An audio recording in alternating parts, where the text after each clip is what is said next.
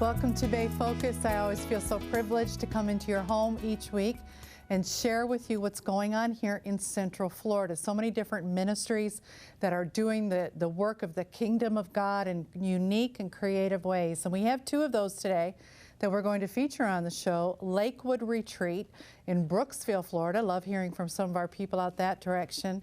And then also we're going to catch up with the Fellowship of Christian Athletes here. And what an incredible ministry that is. Many of you know about it. If you don't, you're going to find out today what's going on here in Pinellas County FCA. So stay tuned. You want to get involved in all of this. So we're going to start today with Lakewood Retreat, which is an incredible ministry retreat and really targets a lot of Christian groups that come use their facility. And you may not know it's there, but there's a beautiful campus in Brooksville, Florida. And we have Bud Goodwin, who is the administrator with us today. But Bud, it's good to have you back. It's been a few years. Thank you, Darlene. It's good to see you again. Yeah, great to have you back. And we're going to, in just a moment, show our viewers some of the retreat, because it's just beautiful, everything that you do there. And I remember at one point we actually sent one of our staff members to go shoot some video out there that was just awesome.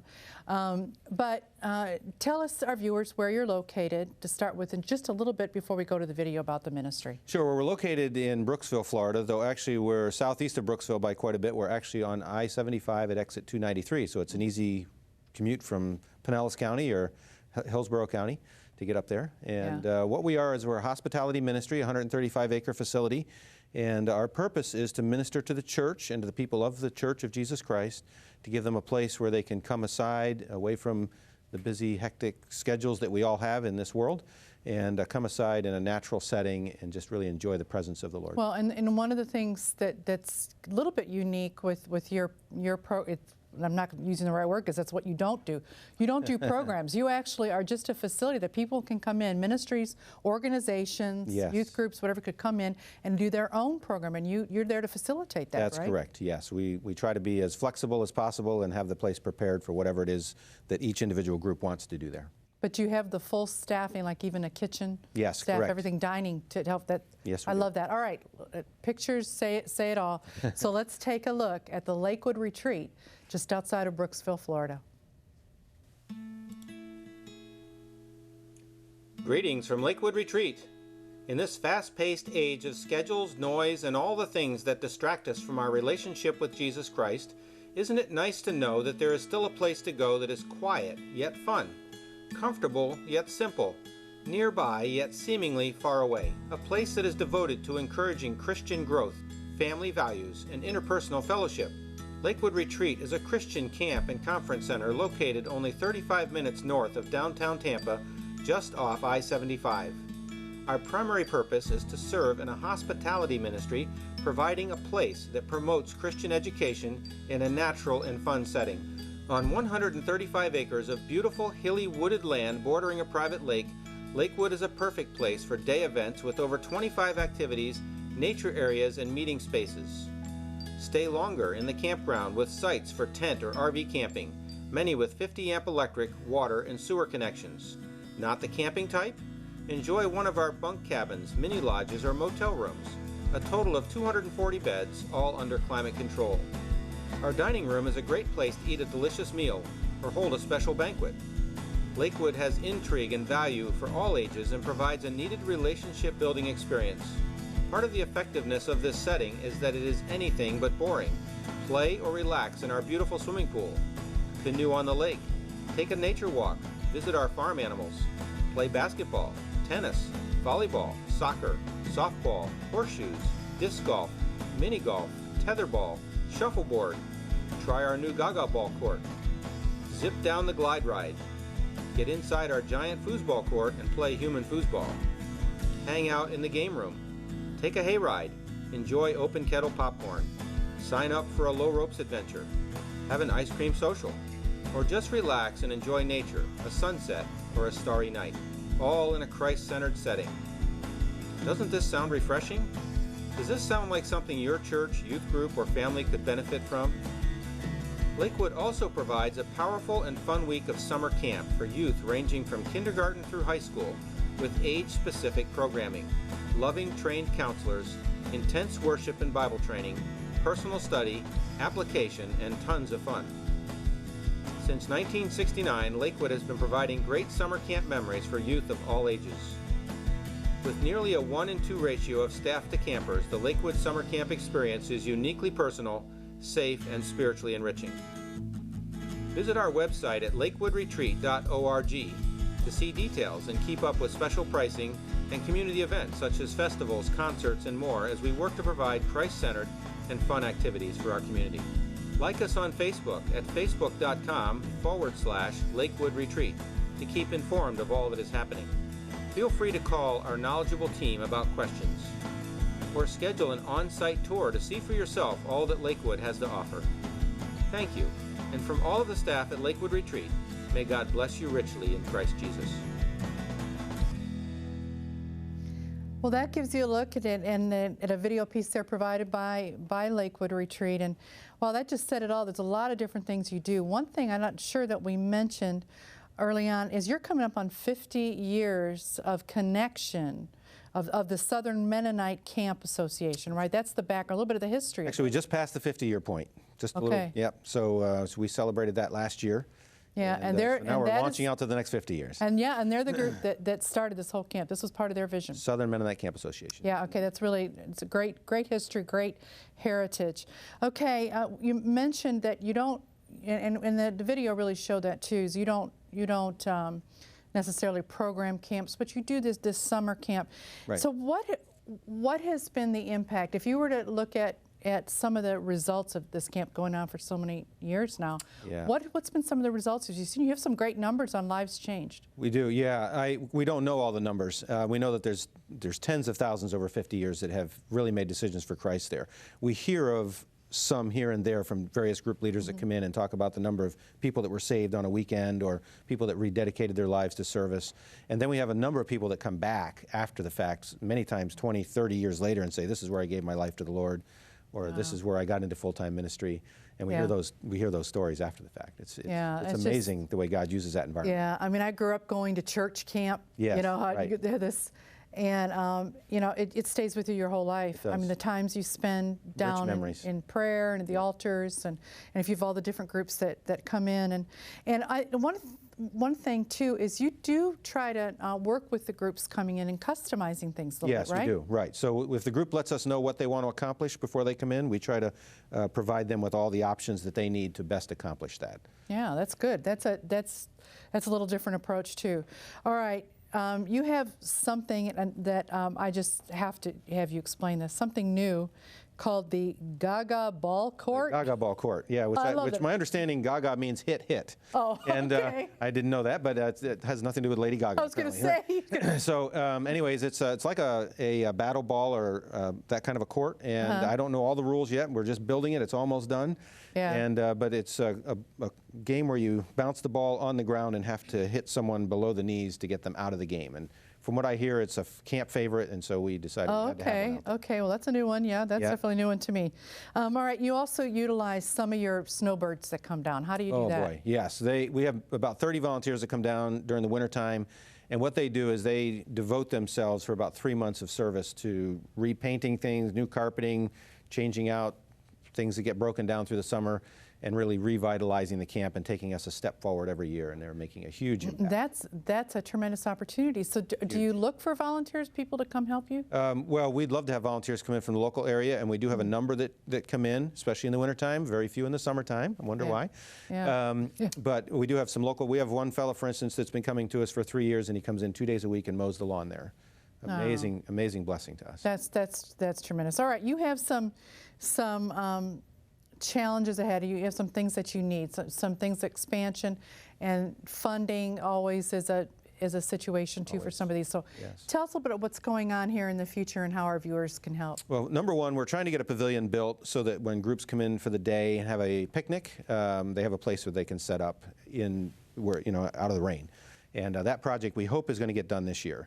A couple projects that we're looking at for the near future, we hope, is building another meeting space that's larger.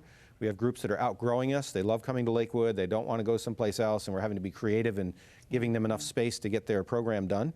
And eventually what we're going to need to do is expand that. And also we'd like to double the motel room size that we have so that we can accommodate more couples retreats and Yeah, so you have the motel. When you say the motel size, is it how many can you accommodate? We have 17 motel rooms. So Okay. in a couples retreat, that means 17 couples. Right. Most couples retreats are 25 to 35 couples, and so we're not able to accommodate that large at this point. Yeah, so yeah, I can see where you would want to do that. Okay, so what is the best way for viewers and people to really connect with you and try to find out more and maybe just see how they could work their event in with you? Well, of course, the website is a tremendous resource, and on the website you can find our email address or phone number and contact us directly. Come out for a tour. We love to visit with you and show you around the grounds. But once you get to know us a little bit, we'd love to have Lakewood Retreat be on your prayer list. Yeah. It is a spiritual ministry, and because of that, we know that Satan is actively at work trying to buffet us, and so prayer is number one. And then if people really connect with that kind of ministry, perhaps they've had a life change from that kind of ministry and would like to connect with us financially or by volunteering or some other way, we'd love to talk with them about some of the opportunities that are there. Okay, all right.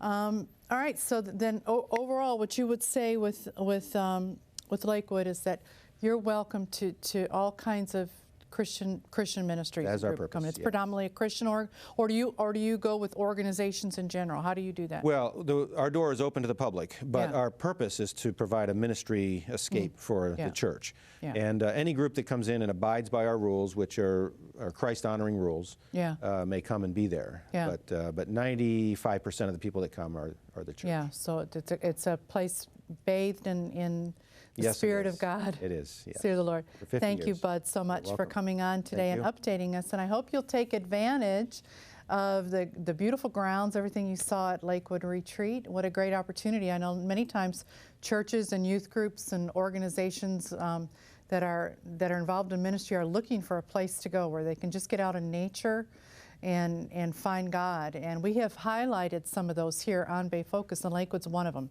There's some other facilities in the state too, but Lakewood is top notch, and we highly recommend it. So stay tuned. You're going to see on the screen once more how you can contact Lakewood Retreat, and we will be back with more of Bay Focus.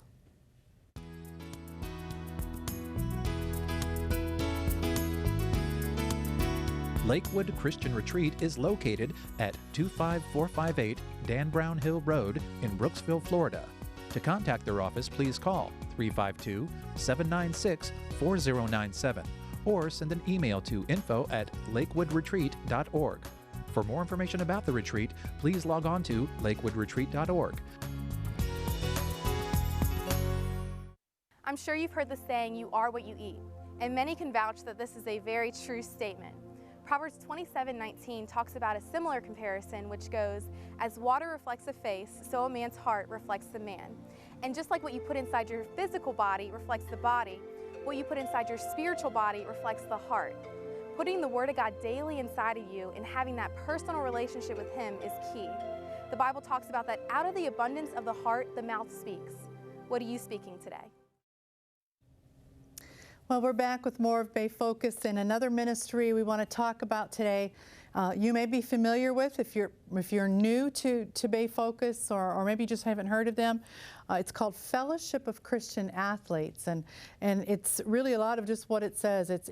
But open up to a lot of different people. And there's a number of professional sports people that are connected with FCA over the years that you may or may not know about, but we really want to fill you in today, particularly the Pinellas County chapter, because we have them on periodically, and we have Chuck Peterman with us back, who is the area director over Pinellas FCA.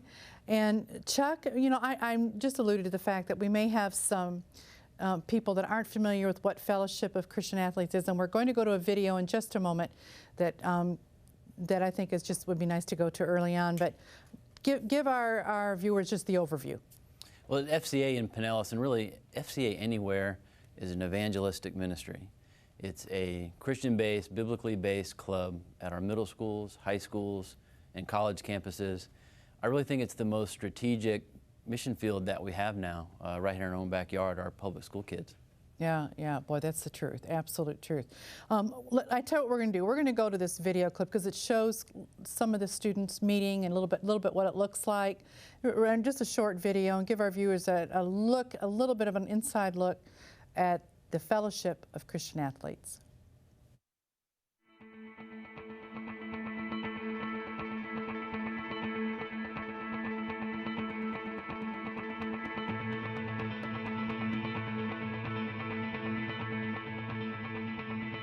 We are the leaders. We are here at every school, in every city. We can make a difference. At some point, nearly every person in America goes to school. You want to make a difference? That's a good place to start. If you can reach one of us, you can reach all of us. And it all starts right here. This is the place to make a difference. With huddles, coach and team Bible studies, and our chaplain programs, FCA does make a difference. We will make a difference. We are the future. Every student, every school. And we will make a difference. And I guarantee it. This is the time. We will make a difference. Let's build our schools together. Building leaders. Leadership with a purpose. Now. See, what you see in that video too is just the passion, Chuck. I'm looking at some of these kids just determined to make a difference in their generation. And how is that organized? You mentioned it's an evangelistic organization going in, but there's specific things you do with FCA going into schools predominantly. The term huddles, Bible studies, the video mentioned chaplains. Kind of break that down for us. Well, because of the Equal Access Act, we're allowed to have a club, just like any other club in a school. And it's completely student initiated and led to sort of remain legal. But how it breaks down is it's typically a lunchtime club. A teacher or faculty member will use their room and sponsor it so the kids have a place to meet. They bring their lunch and they come on their own voluntarily. And then a student will share a devotional, their favorite verse, something that really means something to them, get them used to leading their peers. And that's sort of where we plant a flag for Christ in a school. It gives the local church an opportunity to bring a student pastor to get to know students and things like that. Just briefly, nationally they say that 4% of students attend youth group or church regularly. So our area is probably more like 2%. So with pushing 100,000 middle school and high school students in our area, it's pretty good math where a student pastor would get a chance to meet some kids that don't have a church home. But going beyond the campus club, which is available to any student, they don't have to be involved in sports at all. Sports is just a tool. Beyond that, you can have individual teams. You can have the drama team, the band, places where students, this is where their passions are. When they're not at school, they're doing what they love, a sport, a music, dance, whatever the case may be. They're around their peers and around the people that they have the most influence and speak the same language of. So we teach them to lead a study with their team, with the band, with their dance club. Somehow get them used to leading, get them used to sharing, get them out of their comfort zone. Because as you know, teens will always kick their feet up and allow adults to do everything if we don't begin. What FCA is trying to do, we're trying to be very intentional with drumming up, leading, getting the next generation for Christ ready. The one thing I have seen over the years with FCA, because it's been around for a number of years now, really did start out as predominantly athletic organization amongst teams, but it has expanded, just like what you referred to. So many different groups can join it now, right? Yeah, it began as a camp ministry. Yeah. A coach and some professional athletes saw, wow, if we can have all this influence and push cigarettes and drinking or whatever else, we can use our influence instead for Christ. It began as bringing kids into camp, because if you roll a ball out, kids will play some ball. Yeah. But over the years, it has, with the breakdown of the family, it has shifted to a campus outreach, a community outreach, evangelistic ministry. That's been sort of the morphing over the years of where it's gone. Okay. Now, one thing I want to mention before we continue to talk a little bit further, you have a big, and this is critical, you have a big event coming up. And tell us about that. Well, as like most ministries are, we're donor funded and faith funded, I guess is sort of the word that's used now. I'm blessed. I can't believe it. It's time for my 3rd annual banquet on 3/3. I'd like to take credit for that on March 3rd. Yes, I'd like to say I did that on purpose, but it's the first Thursday of March is when our events are. But we have an annual banquet, sponsorships, the whole 9 yards. It's a great place for us to showcase. Students are our keynote speakers, and it's just great to showcase this leadership, to let people see what's happening and hear students from their own mouth say, hey, this is my experience leading as an evangelist, as a missionary on my campus. This is how I'm doing it through FCA. That is, I have to tell you, that's a little different approach, you know, than I've seen. That's been going on for a couple years now. You've done that. You brought your kids, you're putting them up there in the banquet, and that's at Indian Rocks, First Baptist Indian Rocks, Yeah, we're hosting right? at Indian Rocks, a nice big room that we can use. We've been blessed to grow and expand. If we stay on track, it'll be triple the size of the first one, which is great. It's just nice to see the expansion. The support. Well, you know, this is a great thing, like you said, for churches to get involved with, and youth pastors can come to these lunch hour meetings and meet the kids. Okay, you've actually, this past year, it's been about a year since we've had you on. And you've seen a lot of growth over this past year. What's happened? Oh, man. Amazing, God's really. good and open doors. A year ago, I think I told you that I hoped my goal was to have a club at every high school at least. Well, we've gotten there. We have at least one ministry at every high school. Some have a few now in Pinellas County. I think we're at 6 middle schools now. I think we've reached 30 different venues of club ministry now is going on in Pinellas County, from Eckerd College to high schools, middle schools, and even a cheer club, a couple of cheer clubs here. That's in 1 year's time. That's huge. I mean, to see that much happening. And all right, one of the things in talking about this is you really, in today's climate, in today's world, and really Christian ministries are all trying to navigate this new landscape.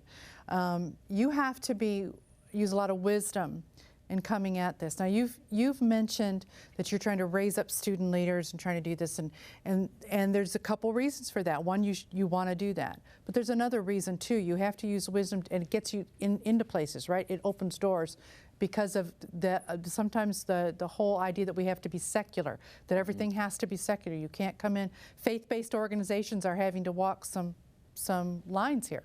And we are, in order to be legal. You know, fortunately, we have the Equal Access Act that allows us the same equality club-wise as any other club. It's important to say, because there might be some schools, you know, kids in schools don't realize that. Say that again. You have the right to have a Christian club. Right to have a Christian club. We have the legal right to have criteria for leadership. Not everyone can be a leader. Any club has criteria for their leadership, and we have the legal right just as any other.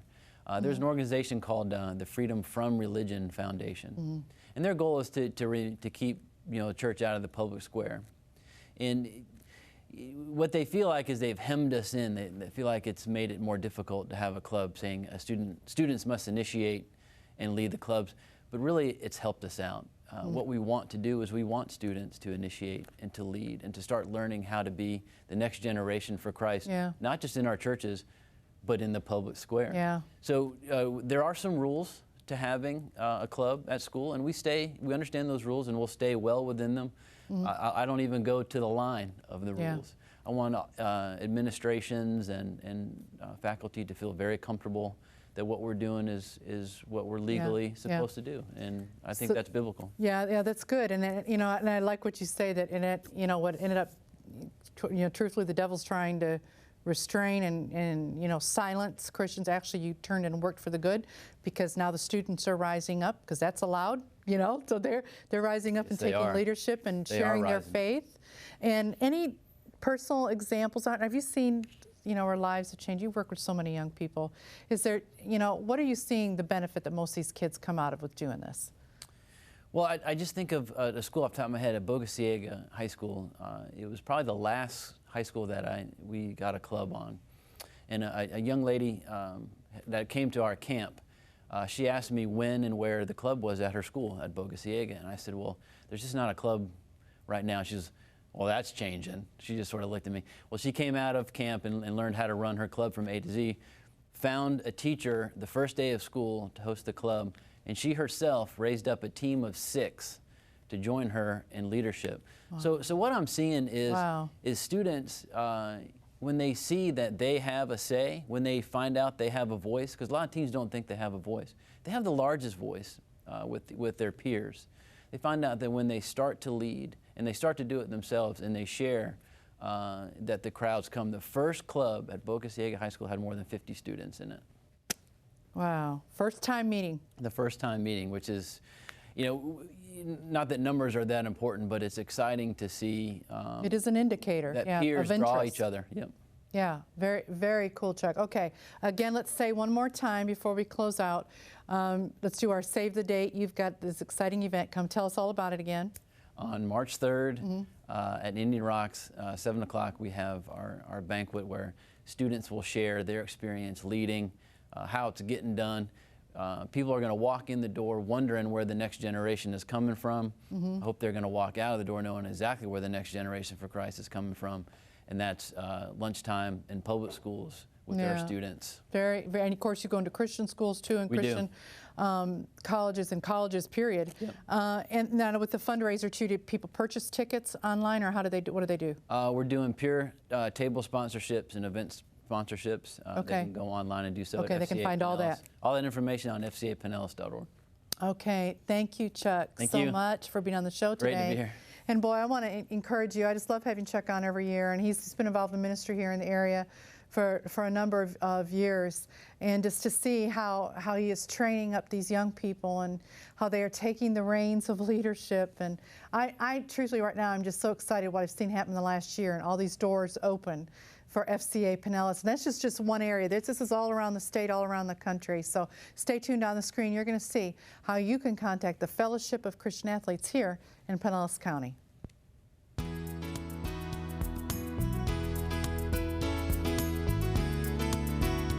To find out more about the Fellowship of Christian Athletes, please contact Area Director Chuck Peterman at 727-612-8727 or send an email to cpeterman@fca.org. You can also contact with FCA online at fcatampabay.org.